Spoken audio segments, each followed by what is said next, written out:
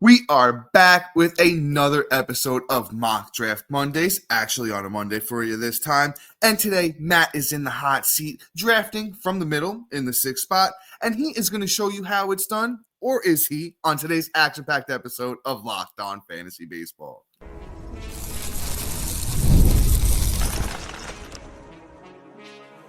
You are Locked On Fantasy Baseball, your daily fantasy baseball podcast. Part of the Locked On Podcast Network, your team every day. Hello, fantasy baseball fanatics, and welcome to the Locked On Fantasy Baseball podcast, brought to you by the Locked On Podcast Network, your team every day. As always, we're your number one source of fantasy baseball knowledge, and thank you for making us your first listen each and every day. I'm your host, Dominic Martino. You can find me on Twitter at DomMartinoFB. Here, as always, with my brother, my co-host, my partner in crime, Matthew Ane, and you can find him on Twitter at Matthew_Ane. If you're watching on YouTube and you haven't already, hit that little bell below. It will subscribe you to the channel and give you a notification every time we drop a new episode. Or if you're listening on the audio side on a platform like Apple or Spotify that allows 5-star ratings and reviews, we would truly, truly appreciate it if you could do that for us as well. And lastly, most importantly to you guys and us this time of year, give us a chance on the Subtext platform. Do Subtext. It's an in-depth personalized experience. Do text messaging alerts going right to your phone. And once again, this time of year, you're going to be getting our 2025 rankings, sleepers, breakouts, busts, and so much more on Subtext. And the link is in our bio wherever you're listening or watching, and it's available on any of our social media platforms if you do want to give us a chance on Subtext. And all right, folks, this episode is brought to you by Game Time. Download the Game Time app, create an account, and use the code Locked On MLB for $20 off your first purchase. All right, now I digress. As I mentioned, Mock Draft Mondays. We are back on a Monday. Sorry about the scheduling.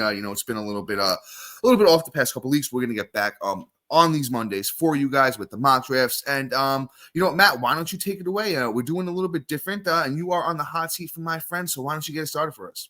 Yeah, so I did a little bit different than we normally do, right? So I did an NFBC standard league versus like what we normally do, the Yahoo standard. I figured we mix it up, kind of give everybody kind of like a full kind of perspective. We'll probably mix this in once a month.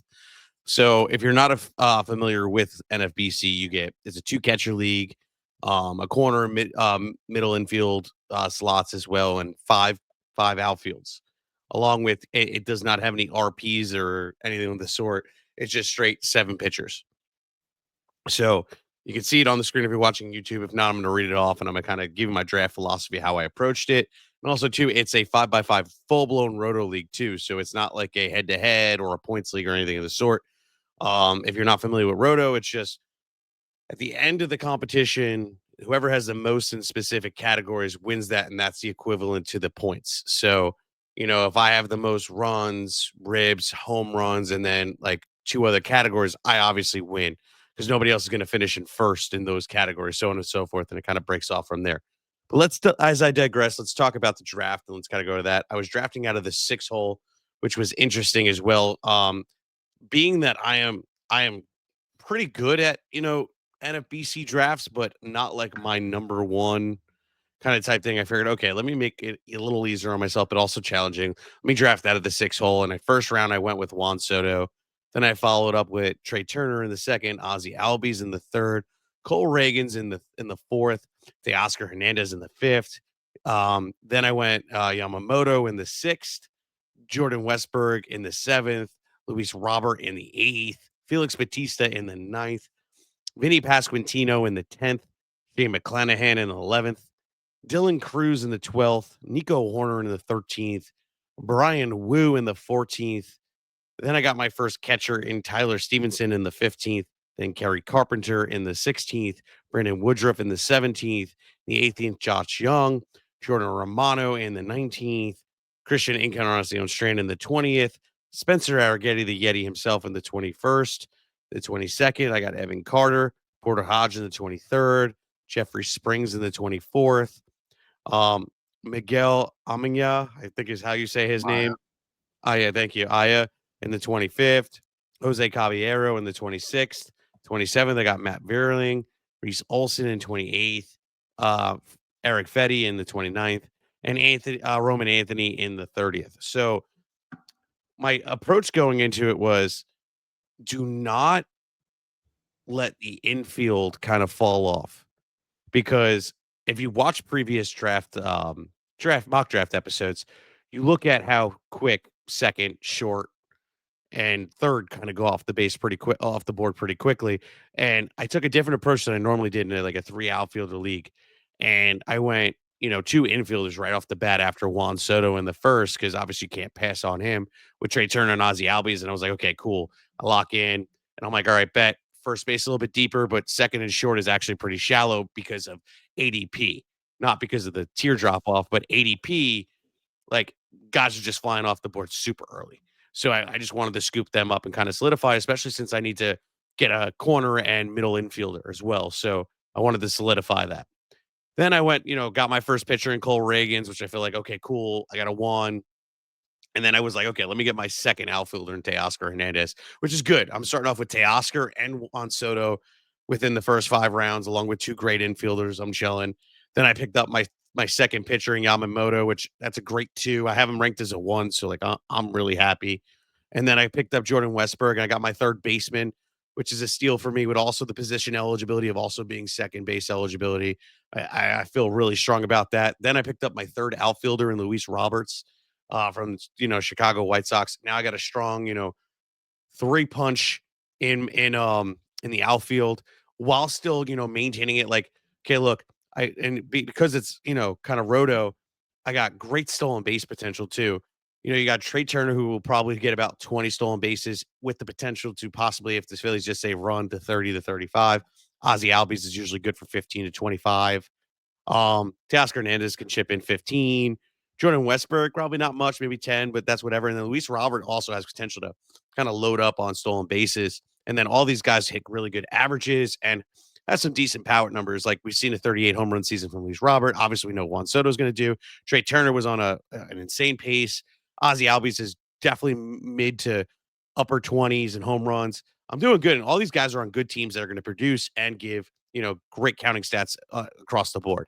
Then I keep going. I kick up my first closer, Felix Bautista, who I feel like is being forgotten, but on a great team that's going to have a lot of save potential. Then I scooped up Vinny Pasquantino, who has great power potential, along with I just like the Kansas City Royals. And then I really needed to take a risk and also bolster up, and I feel like get a value with Shane McClanahan as my SP3. I feel like, quite honestly, like, yes, it's a little bit riskier to have him as my third pitcher off the board, but you look at the bats and how many positions I had to fill versus starting pitcher, and I feel like I really dominate in the batting. Now I can kind of take some risks and kind of see what I can steal. But I also had a strategy going, and you'll see it as I build it from the save category. So Shane McClanahan has super upside, and if he does hit, and if he comes back to form, that 1, 2, 3 punch is honestly unstoppable. So that was kind of like my thought process there. Then I picked up some young blood, and I picked up Dylan Cruz in the 12th, which is a steal at outfield, my fourth outfielder who has stolen base upside right there. Also, the run potential. I think that team is going to take a step forward. He does present some good power. I wouldn't be surprised if he hits 25 home runs, 22 to 25 home runs, and he does hit for average. Then I scooped up Nico Horner, who also has stolen base upside, also batting average and run potential. I like the Cubs this year a lot. Not Brandon Wu. I always do that. Brian Wu, Seattle Mariners. Honestly, he couldn't stay on the mound last year. He dealt with some, injuries, but he was a really good pitcher last year. When he was out on that mound, he was great. Good ERA, good strikeout numbers, at least a K per 9, and has the potential to win games. Then you know what? I love it. I still was able to get a great catcher in the 15th round, Tyler Stevenson, who does produce some power and things like that. So I feel like I did do it, but also a guy that isn't going to mutilate my batting average, even though he's probably going to hit about like 230 to 240. And I feel like I did a good job there. Then scooped up Kerry Carpenter, a sleeper for me this year that you'll see in a sleeper episode, who I think is being super undervalued. I like him a lot this year. I feel like he has some serious power upside, but also too, as a whole, I think he's going to be, going to get that ROP way above what we got. And the Brandon Woodruff's another steal, kind of bolstering it, but also to a guy coming off the injury with a lot of risk. Josh Young has a lot of power. Then here's where the strategy kicked in. I picked up Jordan Romano, who I can't believe is going in the 9th, literally the closer for the Phillies, and who has a great track record as a closer. Now I got him and Felix Batista, and I got them well in between all that. So I was able to bolster up my lineup entirely. Christian Arcana Strand, obviously power and upside. Spencer Arrighetti solidified. Evan Carter for the upside, but also depth. Then I picked up Porter Hodge, the closer for the Cubs, another closer. I'm going to have a boatload of saves between the three. And honestly, they're going to help with my ERA, and they're also great K per 9 guys as well. So I really like my potential right there with my core. Jeffrey Springs, another upside play. I should have grabbed another catcher earlier. That was my biggest mistake of this draft, but at the same time, I don't care. I got one good catcher. I'm not going to waste higher draft capital on it, honestly. If he plays, he plays. If he doesn't, he doesn't. I don't really care. I got way more potential and way more production out of the guys I drafted ahead. Then I said, okay, let me get some multi-positional eligibility with Jose Caballero, who also has stolen base upside.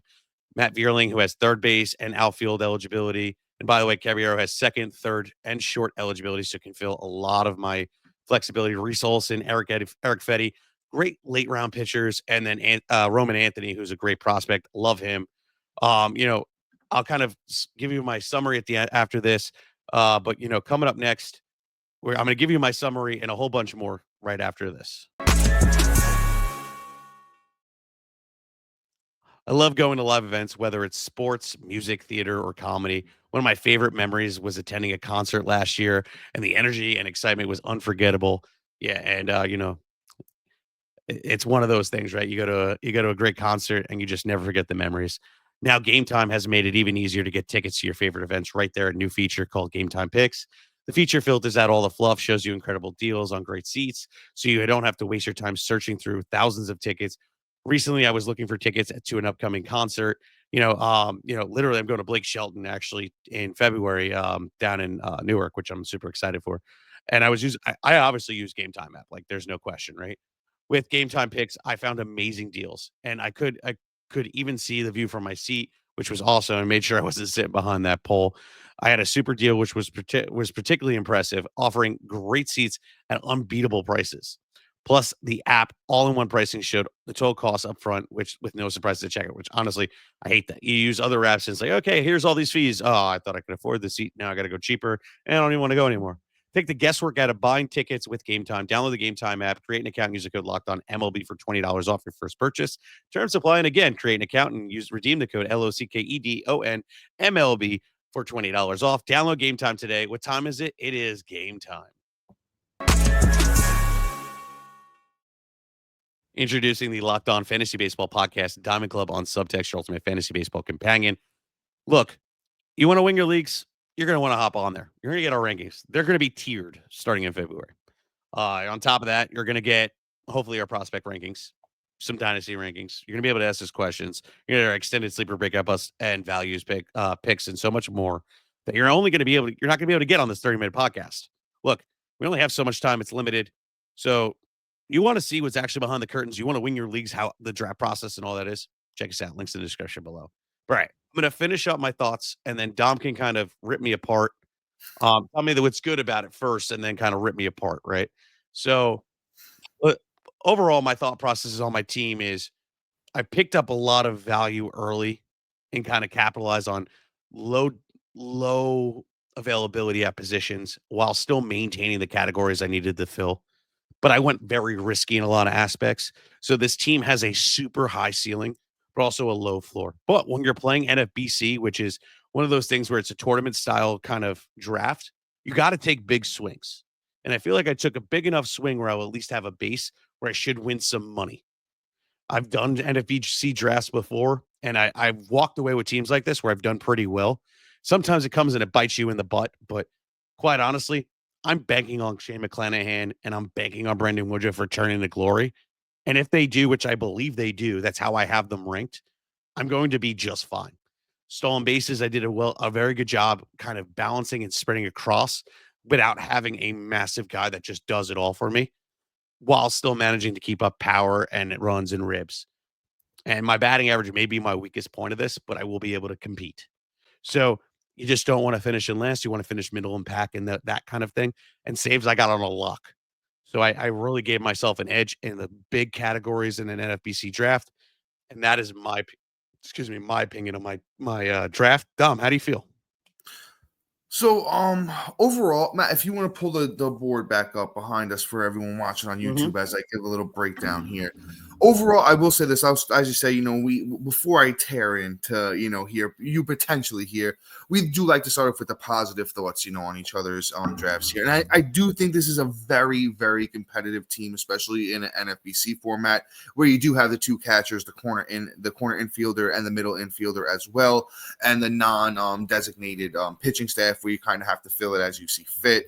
I do like what you did here, especially with the bats. I think the bats in particular is the highlight of this team, where I look at the infield and I don't see a particular weak point. I love the Nico Horner. I've had him on almost every team I've drafted so far this offseason. Jordan Westburg, great young player with the Orioles. He's going to be a stud. And we've been doing the same thing with the Josh Young and the Encarnacion Strand. If one of those two, hit, you're going to be golden there. So the bats I do really like. And you know what, in this kind of league, you have Stevenson, who I think is going to be, fairly solid at catcher this year. Amaya kind of is what it is, has a little young guy with some upside. I'm not sure, I will have to go back and look. I don't know if he was there when you took Amaya, but I love the young catcher from the Cardinals, Ivan Herrera, for anyone. He was gone. Yeah, so he's probably by his gone, but I love targeting a guy like him as a number 2 catcher if it's possible. Like I said, I wasn't sure if he was there when you were taking Amaya. But I really do love the bats. Not too much for me to hate on there. The rotation, on the other hand, like you said, this could be the best rotation in the league if, Yamamoto, Woodruff, and McClanahan are all healthy and rocking and rolling and doing their things. But, as I, finish up I have a little bit more positive, but as I start to transition into some adjustments I would have made here, when you start off risky like that, right? And you can, I might have switched out either one of McClanahan or Woodruff for somebody who's a little bit more stable. But as I was reviewing this and looking here, I think the big thing that you could have did here, and I know you're not a huge fan of his, but I might have taken Seth Lugo over Brian Wu there. Just because I like Seth Lugo, we know who he is. He's very stable. There's not much to really question. I don't think he's as good as he was last year, but a low 3 ERA, around a K per 9. A solid whip is what I expect from a guy like Lugo. Brian Wu, on the other hand, young. We haven't really seen too much of him being successful. And then his last 6 starts last year, he had an over 5 ERA. The whip got kind of a little bit out of control. The strikeouts aren't always there for a guy like Brian Wu. So that's where I kind of say you added another questionable pitcher instead of kind of adding a stabilizer to it. And then even as we go down the rest of the rotation, Jeffrey Springs going to a new team. They're not playing in the comforts of Oakland anymore. They're going to be in a minor league stadium that's going to be a little bit more hitter friendly. I actually do I'm a big Reese Olson guy, so I'll give you credit. I love me some Reese Olson. I think he's going to actually be pretty good. Arrighetti, we both love him. We think he's going to be a big breakout pitcher this year, so I'm not going to question him. Fetty, he's okay, nothing special. So I think the rotation is kind of, and you even said it yourself, is where we kind of start to see a little bit of the holes on this team. And then even when you look at the closers, on paper, love it, great. Batista coming off a big injury. Let's see how he's going to look coming off that. Romano, another closer coming off of injury. So it's two guys that can be great, but they're both coming off big injuries. Let's kind of see how things fares. There's a world where they both don't end up closing after April. It's an unfortunate possibility. Porter Hodge, I do love him. Unfortunately, I think we throw the news out there. I don't even know if you saw, but the Cubs signed Ryan Presley literally, I think maybe an hour before we started recording. But that's no fault of your own. I still give you Porter Hodge. I will say I had Porter Hodge ranked as like a top. Let me just pull up my ranks. I didn't even make the adjustment yet. I had Porter Hodge as my 14th closer, so I actually do. I do like Porter Hodge if he was closing for the Cubs. So I'm not going to even knock you on that one. I think that's a great pick there. Overall, it is a solid team, though. It's a team that's going to be very competitive. It's a team where I always like to say this, in any kind of fantasy league, you want to play a lot of upside. You want to try and you're drafting to win your league, right? You can't. I don't think you can necessarily win your league on draft day, but you can lose it, and you definitely didn't lose it here. But I will jump back in. Give you a little chance to rebuttal. I'll give my closing thoughts, and then we wrap up. But guys, make sure you stay locked on because we have much more coming up next.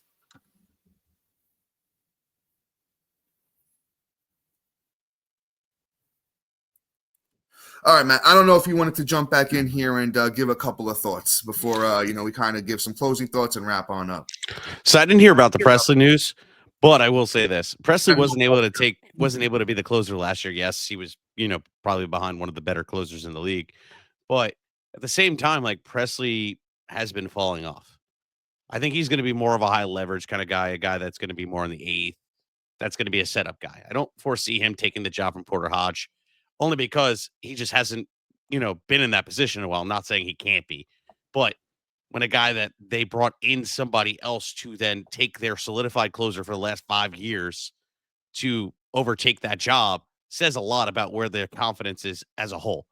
So you look at it, and Porter Hodge was very successful at that. Already is familiar with the coaching staff and things like that. I don't foresee him losing it. At worst, it may be one of those things where Presley kind of like vultures a couple of saves from him because they say, okay, cool. Like he just whether it's availability or, you know, they wanted to throw Porter Hodge out because they also wanted to use him in it.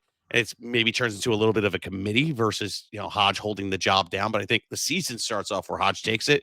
But the benefit is, though, I could probably now, knowing the news, pick up both and then decide after 1 week who has the job. Because that's the other thing, right? Like I said, man, I'm a big Porter Hodge guy. I love him. He was great down the stretch last year.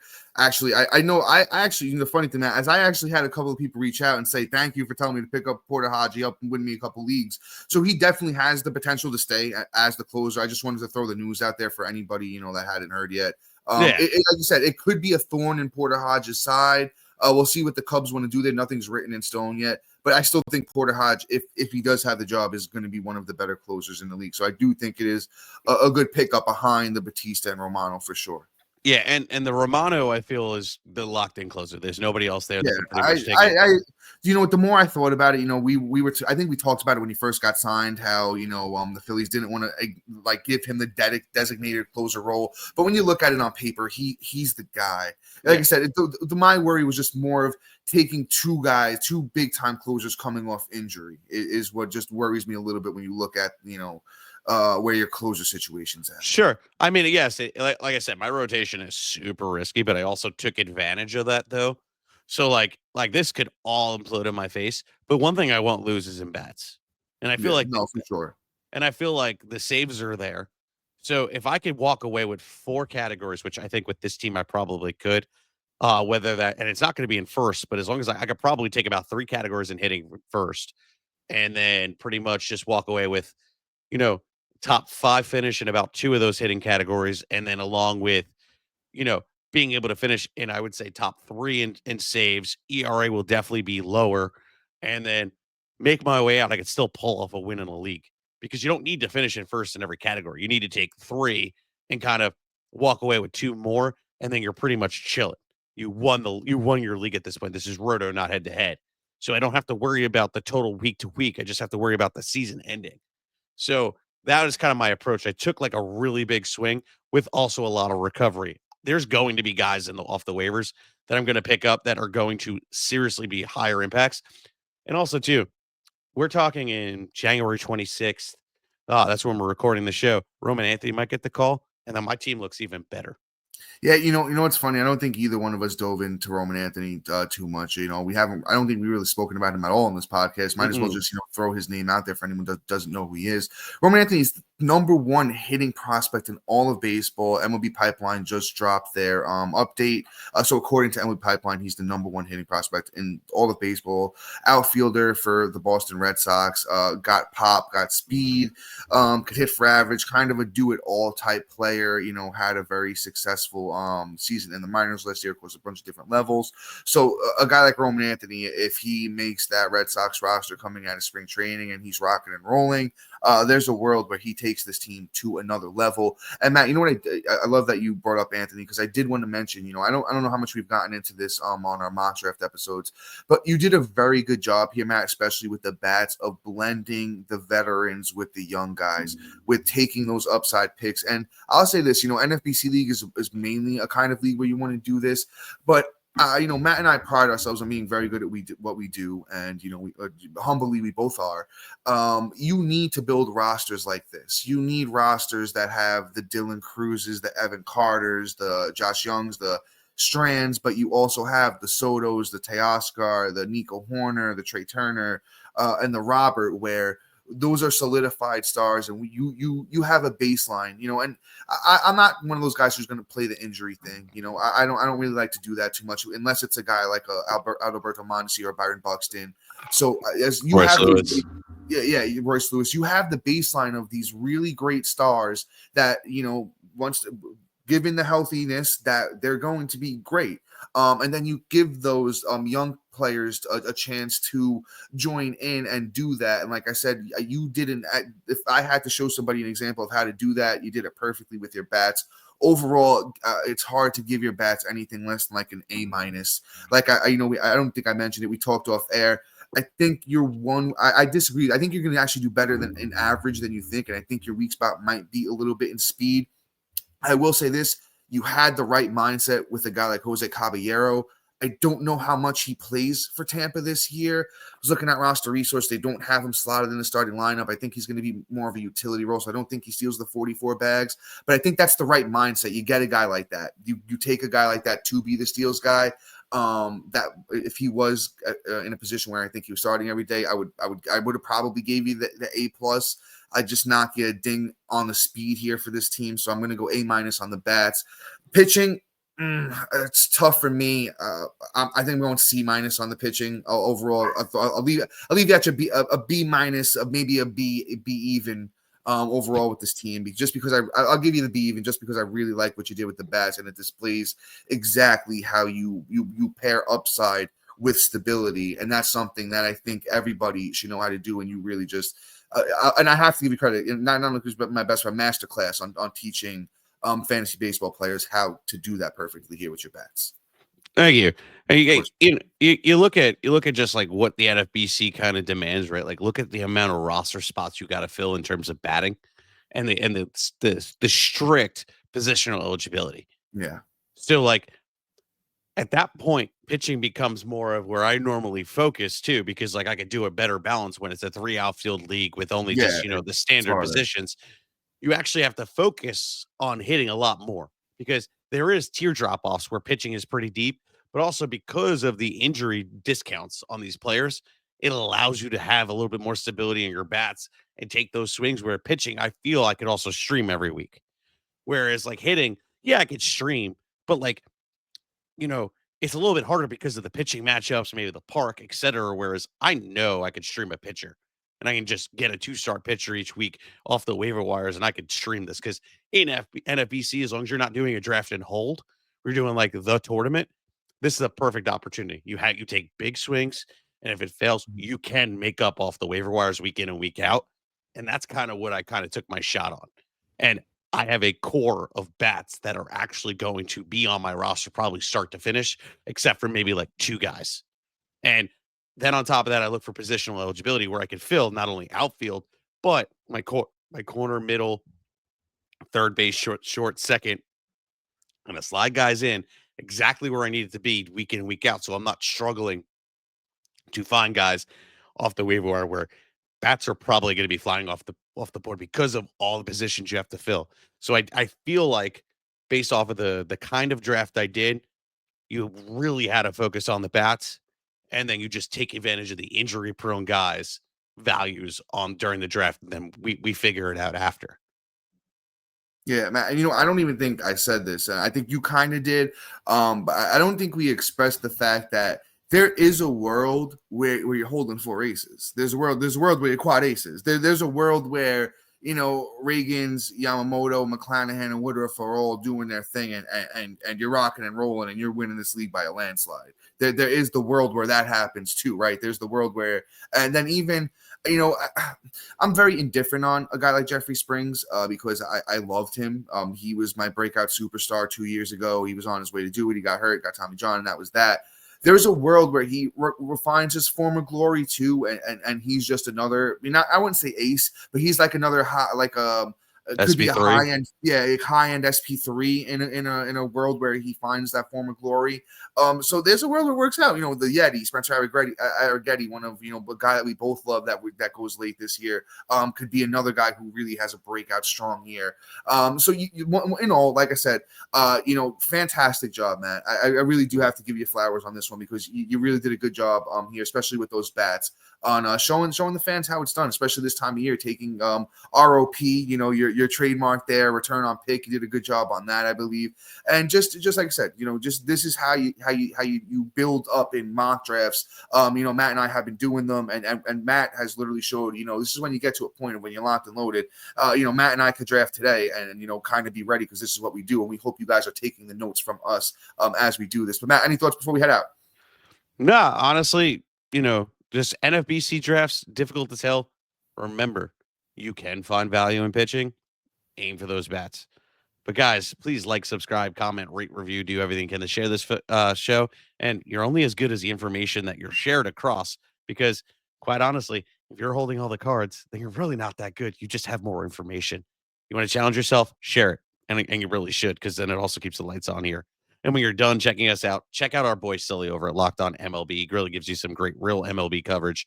And with that being said, guys, have a great rest of your day. Happy Mondays. Peace. Yeah.